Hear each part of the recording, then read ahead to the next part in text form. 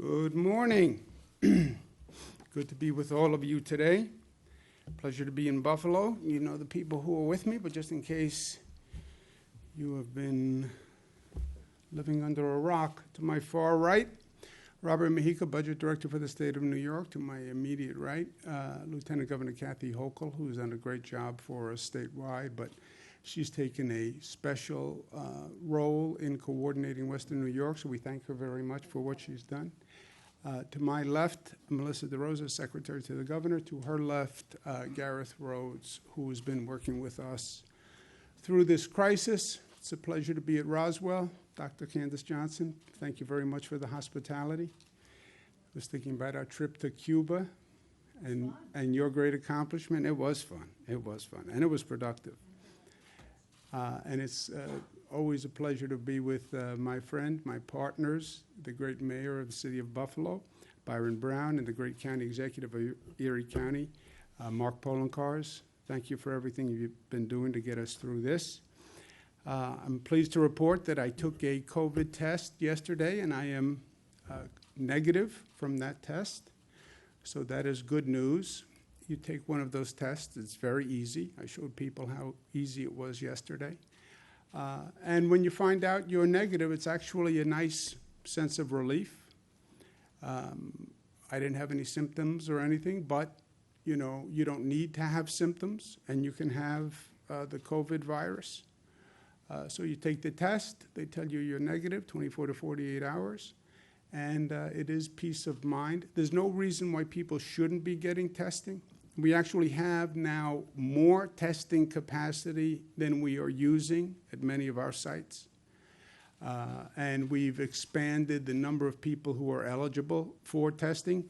Anyone who has any symptom for a COVID virus, any symptom includes basically the symptoms you would have if you had the flu.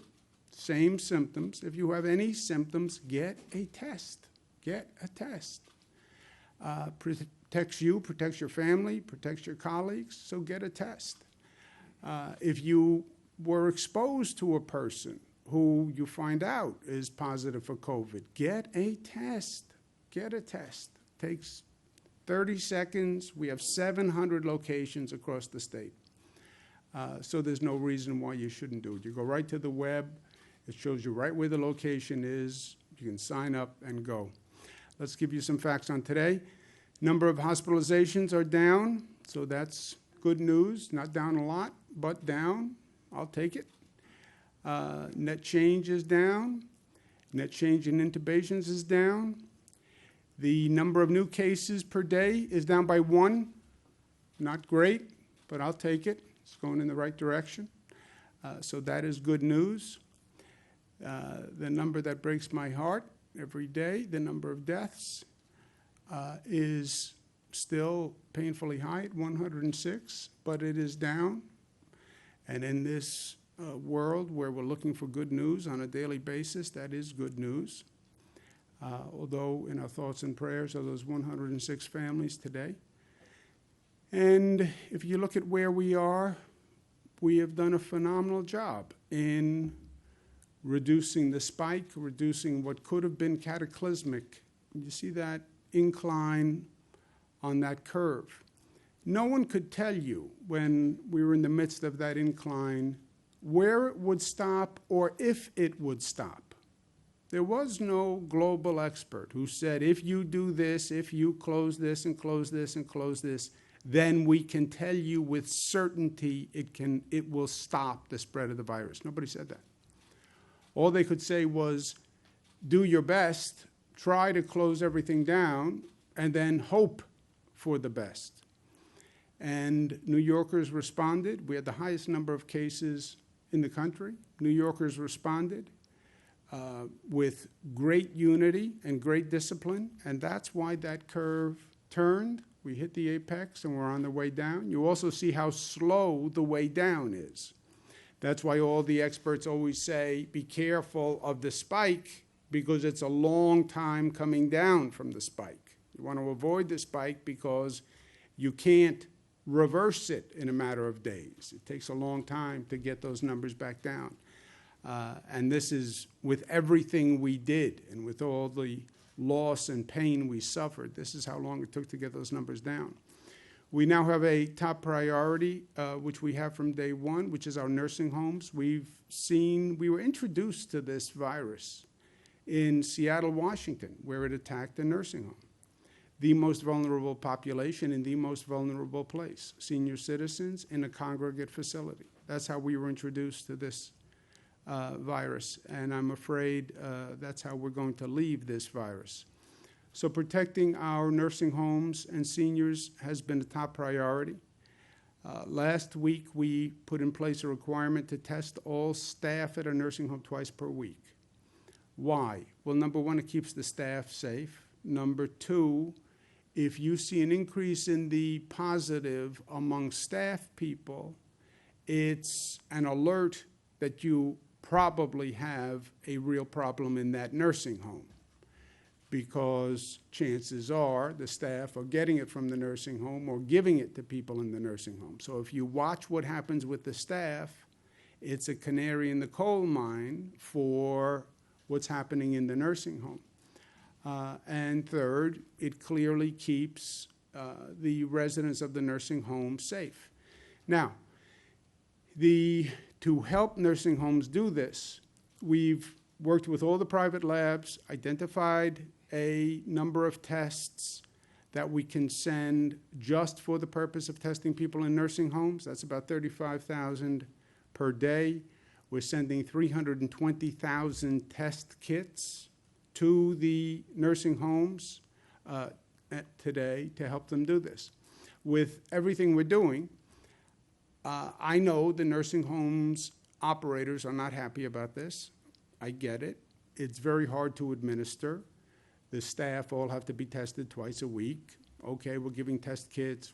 We've set up lab capacity, but it is still an operational issue. I understand that. And I understand that no other state is doing this. And I hear that quite often from the nursing homes. No other state is requiring that the staff be tested twice a week. I understand that. I understand we have the most aggressive standard in the nation. But I also know that it is necessary. And look, from day one, we said this was going to be hard. And we said we drew bad cards in this hand. New York did have the highest number of cases, not because we did anything wrong, but because the virus fooled everyone, and we were closing down China, and the virus had already left China and gone to Europe. And by the time we closed Europe, 3 million Europeans had come from Europe and landed in New York airports. And that was happening, and we didn't know. Closed China was already gone by the time we closed China. And it had left Europe by the time we closed Europe. That's why New York had that cluster. Those flights from Europe come here. They land in JFK, they land in Newark, people take connecting flights, they're coming here. So that brought the virus here. That's why we have the numbers we have. Okay, but we said we're going to do what we have to do, and we're going to do what we have to do to protect the lives of New Yorkers. Who's in a nursing home? This is your mother, this is your father, your sister, your brother. This is our family who are in nursing homes. That's who they are. And they're our senior family members who we owe nothing but gratitude and respect. And the one thing we need to be able to say at the end of this is we did everything we could. We did everything we could. 106 people died. How do you live with that? How do you sleep with that? Because we did everything we could. We still can't save every life, but we can do everything in our power that we can do to try to save every life. And that's why I'm comfortable with what we're doing on nursing homes. I know it's hard, and I thank them. On reopening overall, we're opening regions that have hit the data points, hit the metrics. Western New York has one metric that they have to hit, which is the number of tracers. They need 521 tracers. They've identified 525. Great piece of work that they did over the weekend. I want to thank the mayor. I want to thank the county executive, all the regional officials who found people to serve as tracers. They're going to be trained tomorrow, and that means all the metrics will be hit, and Western New York will open tomorrow. So that's exciting. And it's been a long, painful period, but we start to reopen tomorrow. New York State Department of Health is also granting a waiver to restart elective procedures for ECMC. We want to make sure hospitals are in a position to provide care for people who need it.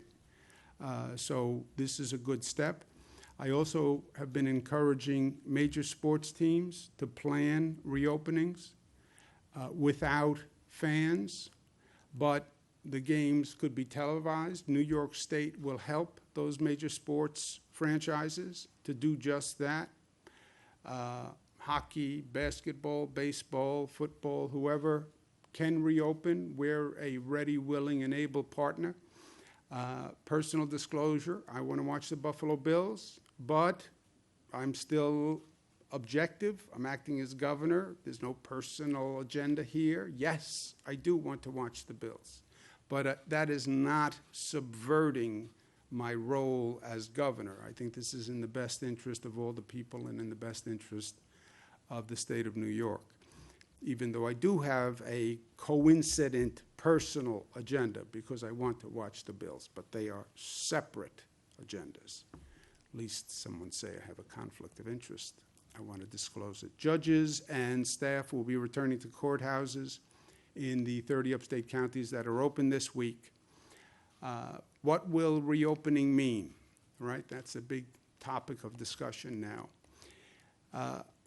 What does reopening mean? This is not a subject that is a political subject or where political opinions really matter. I don't care if you're a Democrat, Republican, Libertarian, Independent. I don't care. I don't care. This is not a political exercise that we are going through. People say, well, I have a personal opinion. I don't even care about your personal opinion. I don't think you should care about my personal opinion. Because it's not about a personal opinion. It's not about an ideological opinion. It's not about a geographic opinion. It's not even an opinion that's relevant, right? This is about facts and science and data. These decisions are being made as a matter of math. It's numbers. It's math. That's all it is at the end of the day. You start to increase economic activity. You have more people coming out of their homes, more people contacting other people, and then you measure the impact of that increase with numbers. Not with opinions, not with politics, not with partisanship, with numbers. And then you just measure the impact. You make sure that you don't go above 70% of your hospital beds, so that if a large number of people get infected, you have the hospital beds to take care of them. You make sure you don't go over 70% of your ICU bed capacity, because when these people are infected with COVID, they do need ICU beds. We learned that the hard way. You have testing up and running of 30 tests per 1,000 residents. Where did that come from? That's the White House Coronavirus Task Force, Dr. Birx. You have 30 tracers ready for every 100,000 residents. That comes from the experts. And then you watch the infection rate. And you make sure that you don't get near 1.1 on the infection rate. It's math. And there's a liberation in that. At a time of such division and politics and elections and all this garbage, this is an exercise in science and math. And it's data that we can all share and we can all participate in. I encourage people to go look at the data and look at what's happening in your region, because that's how we're going to get through this, on the numbers, on the math, on the facts. We're going to bring in advisors to the state advisors who are international experts, global experts who have dealt with these kinds of diseases, right? This is not just a state of New York issue. It's not even an American issue. It's a global issue. And I want to make sure we have people reviewing and then reviewing the reviewers, and then as many opinions of experts that we can get are the best path forward. Dr. Osterholm is a nationwide expert in this field, and he has agreed to review our data, what we're doing, what's happening, and to advise us as to how our progress looks on the numbers. I want to thank him very much. We also have Dr. Samir Bhatt, senior lecturer at Imperial College, who is agreed to serve as an advisor to the state of New York. Dr. Bhatt is the senior lecturer in geostatistics at the Imperial College in London. Geostatistics is not my field of endeavor. I never heard of geostatistics before, Doctor. That's why we need you to advise us, Dr. Bhatt, because I know nothing about geostatistics. But Dr. Bhatt is joining us. I want to thank him very much. The Imperial College in London, we have had a number of projection models that were done early on by a number of very prestigious universities.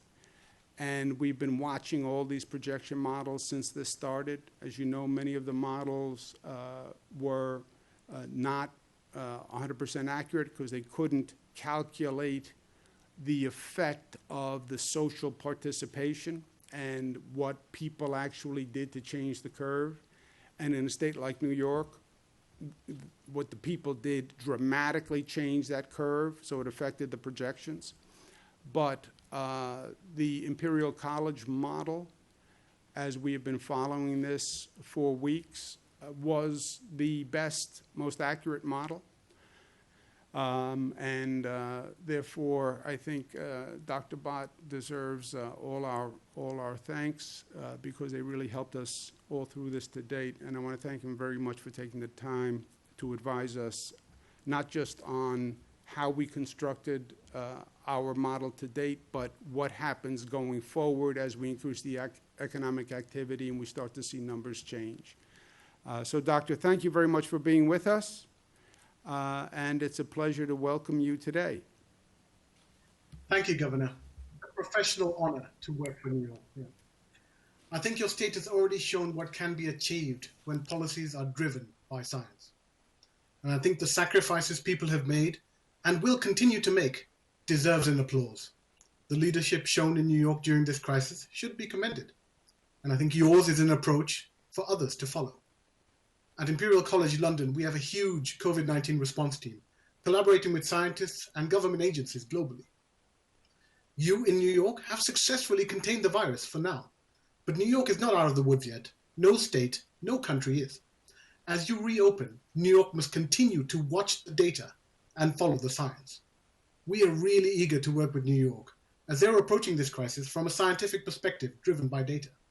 New York is leading the way with data collection, and this will help tie together as many sources of evidence as possible to reach a scientific consensus, which can then be used for decision-making. Our team is focused on rigorous modeling to track R, or RT, as you had put it as well, the reproduction number of the virus going forwards.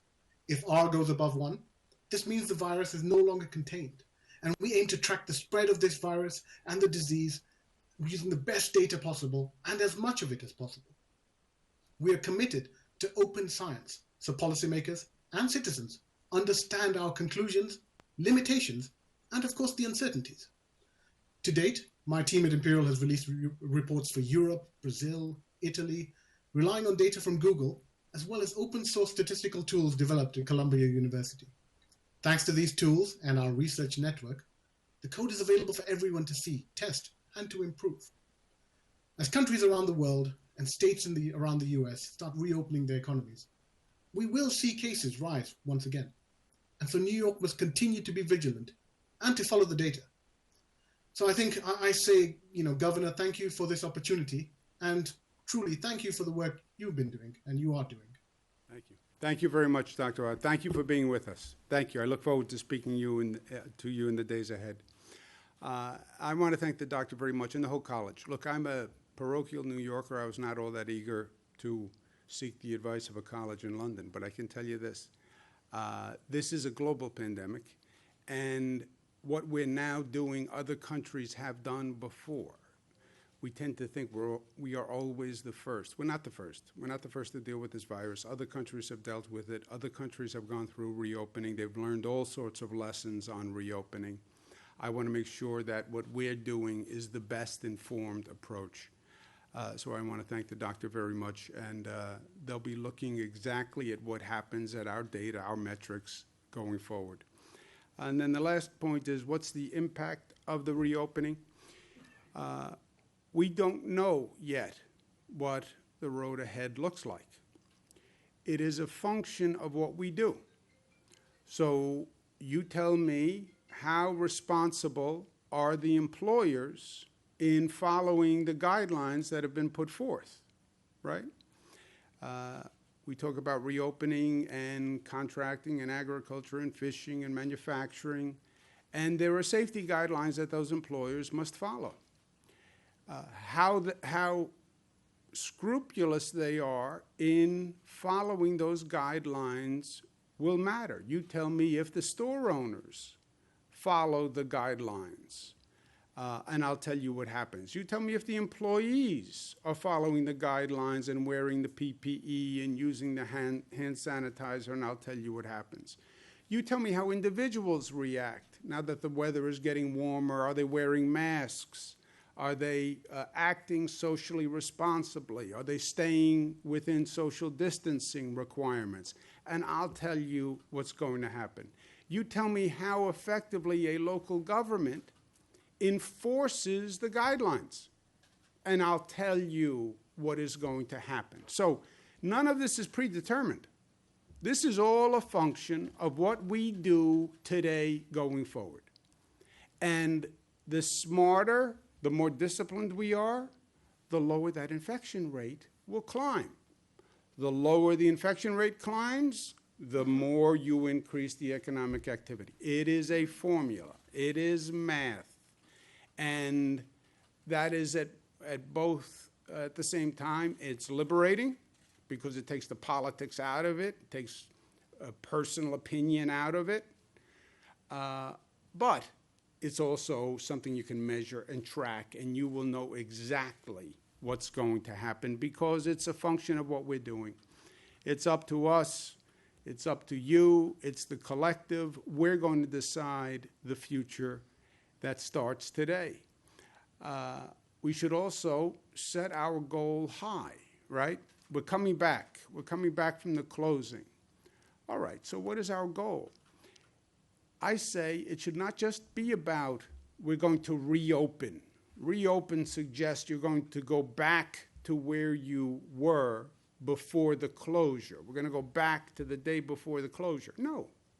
Life is never about going backwards. Life is never about I want to get back to where I was. It has to be about building back better than before. We want to go forward. We want to advance. And that's what we have to think about going through this. Yeah, we took a hard blow, and we got knocked down. No fault of our own. Whoever created that virus, Mother Nature, God, whoever. No fault of our own. Welcome to life. Things happen outside of your control that you couldn't do anything about, but it just happens. And then the question becomes, are you strong enough to get back up once life knocks you down? And are you smart enough to learn from what you went through in life? And when you get back up, you will be the better for it. I believe that. That's my story. That's our story. That's the story of Buffalo, getting knocked down, changing the economy. All right, but we're going to get back up because we're strong enough, and we're going to learn from it because we're smart enough. That's the story of Buffalo. That's the story of New York. That is the American story. right? It's what made this country the best country on the globe. Not that we didn't get knocked down. We got knocked down plenty. But we were smart enough to learn and strong enough to get back up. And that's where we have to set our sights. Not about reopening. We're going to make this place better than ever before. Because what we went through is a transformative experience in life, on an individual level and on a social level. We're not going to be the people we were the day before. We're going to be better. We're going to be smarter. We're going to be stronger for what we went through. We're going to be a stronger society for what we went through. I believe that. And we're going to have a stronger Buffalo, a stronger New York, and a stronger America. And that's what it means to be New York tough, smart, united, disciplined, and loving. Thank you. Questions? Governor, it appears, if I understand the numbers right, that the state reset some of the metrics to make Western New York eligible to reopen. That's the way it looks, at least. Can you explain that or clarify that, specifically hospitalizations and hospital deaths? The hospitalizations and hospital deaths are on a 3-day rolling average. So you have to compute it from a 3-day average. And that's what we've been doing. And then you pick a date, and it's 3 days from there. I don't know anything beyond that. No, that's correct. It was the net change in the daily spike in cases couldn't exceed 15 hospitalizations or 5 deaths over a 3-day rolling average, or the 14-day straight decline. It was always either or. So in this instance for Western New York, it's on that rolling average, and the rolling average of the last 3 days. The hospitalizations is actually -6 on the 3-day rolling average, and the deaths is 2. So it falls under. Sorry, most of the website though notes it's the maximum of that 3-day rolling average, which It's would be 28. no, it's over the course of the 3-day rolling average, and it's the last 3 days. 3-day rolling average is just that. Take the last 3 days and average it. There is a large contingent of New Yorkers frustrated with your comments yesterday about unemployment. You said yesterday that the majority of the backlog had been cleared. Thousands of New Yorkers say they filed in March, they haven't heard, they have recertified every week, they have no money, and they can't get through the state still. Have you heard from those people, and what is your message to them? Commissioner Reardon's going to be doing a call today to speak to that directly, but as of this morning, we've now given out $9.2 billion to 2 million New Yorkers. That's not to say that everybody has been paid. As I said, there's 3 major categories that are left outstanding for anyone beyond the 3-week backlog, and that is either hasn't certified partial information. A lot of those people fit into the partial information category where either a social security number is wrong or one of the pieces of information that the Fed's mandate has not been turned in or has not been verified, or suspected fraud. And we actually have Department of Labor specialists that are actively not just waiting for people to fix those issues, but reaching out to those people directly to try to rectify them. That doesn't mean every single person has been cleared from the backlog. It's the majority of the people have been cleared from the backlog, and the fact that now 2 million New Yorkers have been paid, and it aligns with the number of New Yorkers who have filed.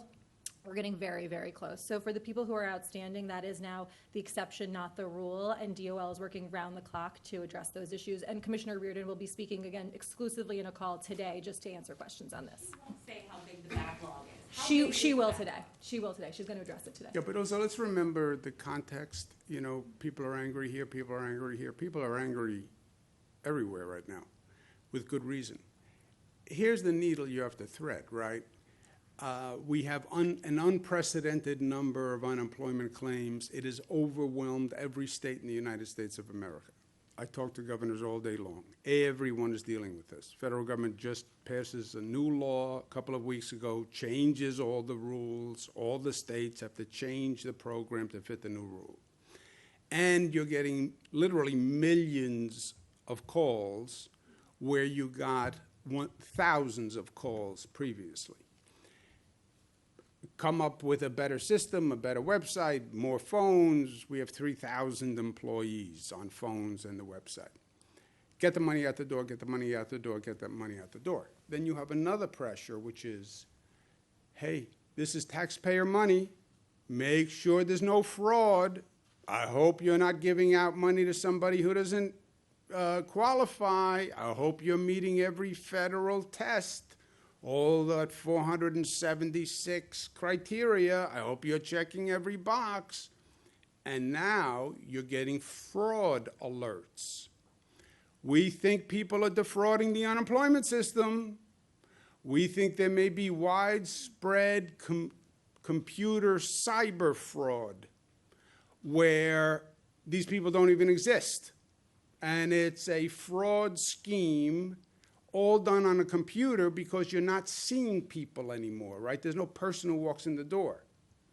It's all on the other side of a computer. And you're giving out billions of dollars in this country. So be careful that you're not being subject to some kind of computer fraud and you're responding to Susie Smith, but there is no Susie Smith. Susie Smith is really a computer terminal in some other country. So, right?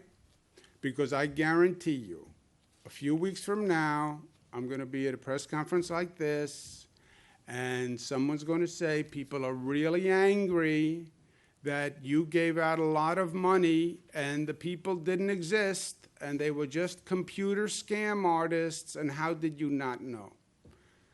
So, Governor, a local law firm has filed a suit in federal court against you and against the Attorney General. In its claim, the order is to force people to work off-site. They call it an abuse of power. Have you had a chance to review this lawsuit? And we're eager for your opinion if you have. I have not seen the lawsuit or heard about it. The theory is it's wrong to ask people to work off-site? They complain that by forcing some of their employees to go home to work off-site, they're calling it an abuse of power by the state. Yeah, I don't know, yeah. Look, a lot of people say a lot of things, right? That falls in that category of a lot of people say a lot of things. Governor, today's Victoria Day, which normally in Niagara Falls, all the hotels would be full, the Miss boats would be jam-packed, and I think Lieutenant Governor last week heard an earful from the tourism folks. In the later phases, what game plan do you have to try to get tourists back to New York State? Well, tourism is not going to be just a New York State question. It's a national question. It's an international question. When will people get back on planes, right? When does the economy bounce back that people have money to spend on tourism? The jam-packed boats, that's going to be a question of when can you do jammed-packed? When can you do a jam-packed stadium, a jam-packed restaurant, a jam-packed bar, jam-packed boat? You know, they're all going to be in that jam-packed question. On that note, when you say you're encouraging professional sports teams to reopen without fans, is that just for the foreseeable future? Do you foresee that for the end of the NFL season? And, Well, I think how much should state and local officials be part of those conversations about what these professional sports teams should do? Well, first, my opinion is they have to do a ramp up anyway, right? They have to start. They have to have a camp. They have to go through administrative procedures. If they can economically have games with no fans and the numbers work for them, the economics work, because the TV revenue is enough without the fan revenue, and that's actually a sport-by-sport determination. Some sports actually rely more on the TV income, televised income, than the stadium arena income. But if they can make the numbers work, I say great. Come back. The state will work with you because remember, government rules right now could stop a team coming back, right? What's essential, what's not essential. So I'm saying the state will work with them to come back. They have to make their own economic decision whether that economic model works for them. Can you do hockey without fans? Can you do baseball without fans? Can you do football without fans? They have to make that decision. But any way we can help, we would help. And then they'll be up and running. And then when we can fill a stadium again, we can fill a stadium. But why wait until you can fill a stadium before you start to bring the team back? And if you can televise it in the meantime, great. I mean, it's not as good as going to a game or, going to a bar and watching the game. But people who are at home, if you had the chance to watch sports, I'm watching the reruns right now of the old classic games, and that's fun. But I'd rather watch current sports on TV, if it works. Governor, what about houses of worship, libraries, things Same like that? thing. What's the schedule, for them? There's a lot of clamoring about, Yeah. especially worship. Yeah, it's the same thing. It's all, jammed boats, jammed temple, jammed churches, anywhere where you have the concentration and the density, the gatherings, that is the issue. The gathering is the issue. Remember what we learned, right? We've made mistakes, so let's not make the same mistakes twice. We had the first hotspot in the United States. The first, they called it a hotspot, before it was even called a hotspot. The first super spreader, before they even called them super spreaders, was New Rochelle, Westchester. How New Rochelle, Westchester? One person who went to a religious gathering and then a ceremony infected dozens and dozens. When they talk about the meat processing plants in the Midwest and the outbreaks in the meat processing plants, it has nothing to do with the meat. It's the fact that you had 1,000 employees, 500 employees. We have a situation in Madison County. You have a couple of hundred people, and you have one person who's infected, you have a problem. So they all come in that same category. Nobody can tell you when you'll be ready for that, but the answer is follow.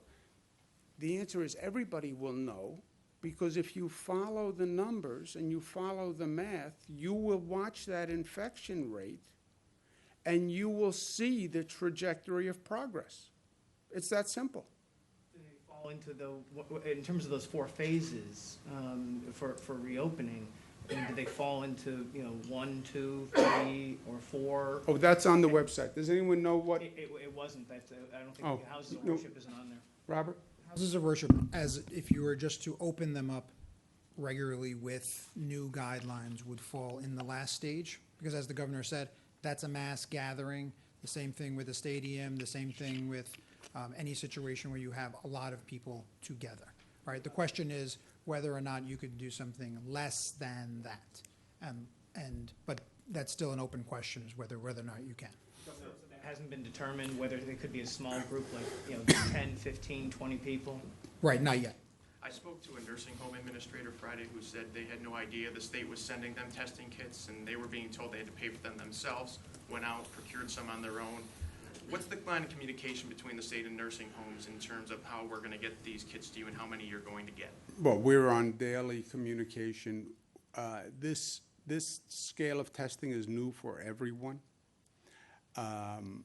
Everyone is trying to figure out how to get tests, how to buy tests, how to get the testing kits, how to get the testing machines. Hospitals are doing that, labs are doing that, nursing homes are doing that, employers are doing that. So that is nothing new. We just worked very hard over the weekend, secured testing capacity from the labs, private labs, that will be set aside for nursing homes, and testing kits that we can procure and send to nursing homes to help them. Also remember, nursing home staff is a person. You could be a nursing home staff. Okay, go to a drive-in. Go to the CVS. Go to Rite Aid. There's a lot of places that you can now get a test. And we have many places that are underutilized, right? We have some drive-ins that can do 15,000 tests a day. They're only doing 5,000 tests a day. I mean, we work day and night to get this testing capacity up. We're not even using it right now. So you can say, if you're a nursing home, look, it's a operational pain. People don't want to get tested twice a day. I understand that. But we know that there's the ability, 700 testing sites around the state. You can go right now, and you could get a test right now. Just go through a drive-in on the way home. I stood up yesterday, had it done, showed people how easy it was. You know, I understand they don't want to do it, but these are senior citizens, and I want to be able to say on behalf of the state, we did everything we could. And testing twice a week of a staff member, I don't think is excessive. Well, why don't we do once a week? You do once a week, you take a test on Mondays. You got infected on Tuesday. So Tuesday, Wednesday, Thursday, Friday, Saturday, Sunday, you spread that virus in a nursing home.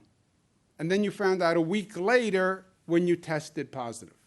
You know how many people you could have hurt by then? That's why twice a week. Sir, we'll take one more. You talk about how important it is to listen to experts here on this stuff. If you talk to the experts on nursing homes, they'll tell you before COVID-19, New York State had one of the lowest levels of care in nursing homes and some of the most lax enforcement by the state health department. So is the state not in some way to blame for what happened? Yeah, I don't believe that experts would say that. You know, we have over 600 nursing homes. We've had one of the best nursing home systems in the country for a long period of time. You know, you can always have people who say, well, you should do more. That always happens. And we are doing more. And by the way, now we're doing more. And they're complaining that we're doing more than any other state. You can't have it both ways, right? Given the outsized impact. Last question. Yes, ma'am.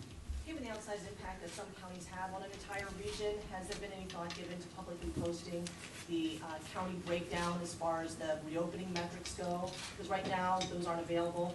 And is there any more clarification you can give regarding how much time we need to wait between reopening phases? We've said 14 days is a general guideline, but depending on what the metrics show, maybe they might be able to open sooner. Can you elaborate on that? Yeah, 14 days is the guideline because it's basically the incubation period of the virus, right? It will show up in about 14 days. If a lot of people get infected today, there's then an incubation period, then there's symptoms or not. And then if all else fails, the way you see the increase is in the hospitalization. You know when the hospitalization rate goes up. But when the hospitalization rate goes up, they call it a lagging indicator. It really is telling you who got infected 2 weeks before. So when you wait for it to happen in the hospitals, you are behind the 8 ball. But you will see the infection rate every day. If the economic activity is increasing, but the infection rate isn't, and the hospitalization rate isn't, and the testing rate isn't, and the antibody rate isn't, then you could say we can get a little more aggressive and increase the rate faster. But it's a pure, and again, what's liberating here is it's a pure function of management of numbers. It's numbers, you know? I want to lose 10 pounds. I'm going to try to lose 2 pounds a week. Okay, it's going to take me 5 weeks. Well, first week I did better. All right. So then you calibrate that way, right? This is just a mathematical calibration. And I want to keep it there because I want to keep it out of politics. I don't want to get into, well, people say you should open faster. People say you should open slower. On what basis? Where do you get that from? Well, I just think you could do it faster. On what basis do you think I could do it faster? Well, I think you should be doing it slower. On what basis do you think? It's not what I'm thinking either. Let's keep all our opinions out of it, and let's just look at the data. If the data says 14 days is the guideline, if there is virtually no increase in the indicators, could you argue you're doing better than anticipated and open faster? Sure you could. And that'd be a reasonable theory based on the numbers. But let's keep it on the numbers. Let's keep it on the facts, is all I'm saying. County breakdown, posting the county breakdown? When you break down the numbers too far, I don't know how reliable they are. Remember, this whole system that we're now putting online, this has all been developed in the last 2 months. None of this existed. All this daily reporting by hospitals, reporting by nursing homes, reporting by testing sites. So the fear is if you get too granular in the numbers and the numbers get too small, I wouldn't really feel comfortable in their accuracy when you start disaggregating them. But that is not my field. That's geostatistics, which I never even took. So I just want to make sure, well, that assumes that the county data is reliable on a daily basis. And as someone who knows what many of these counties are doing and how they're struggling, I wouldn't put it up and say it is reliable and I would count on any given day. That's why I say on all these numbers from day one, don't take any of these day-to-day numbers as gospel, because this is just a reporting system that is still being developed. So take them all with a grain of salt. Less really watch, once things reopen, you talk about the individual responsibility, the store shop owner, the bigger businesses. Is someone going to come in and be that kind of watchdog to see that some of these precautions are being taken? Because I think there's kind of a level of different precautions that some people think they're supposed to take and others aren't taking. And who's going to police whether face masks are being worn in hair salons? Who's going to watch out for that? Well, first, the guidelines are the guidelines. The rules are very specific. They're online. It says exactly what an employer needs to do, an employee needs to do, what curbside pickup is, that an individual should social distance less than 6 feet, an individual should wear a mask when they're not in a position to socially distance or may not socially distance. So the rules are clear, I think. Enforcement compliance is done by the local governments. And we have talked about that a number of times. You have public health people who will be doing the enforcement. Some localities use police to do the enforcement. That's up to the local governments. And also, I believe New Yorkers should enforce it. You know, New Yorkers should enforce it, because this is all about us. This is not really a government function. This is about people working together to achieve a greater goal. You know, I wear a mask to protect you. You wear a mask to protect me. It's my respect for you. It's your respect for me. How these rules are complied with, if they're not complied with, more people will get infected, the infection rate will go up, and then you'll see a necessary reduction in activity, which hurts everyone.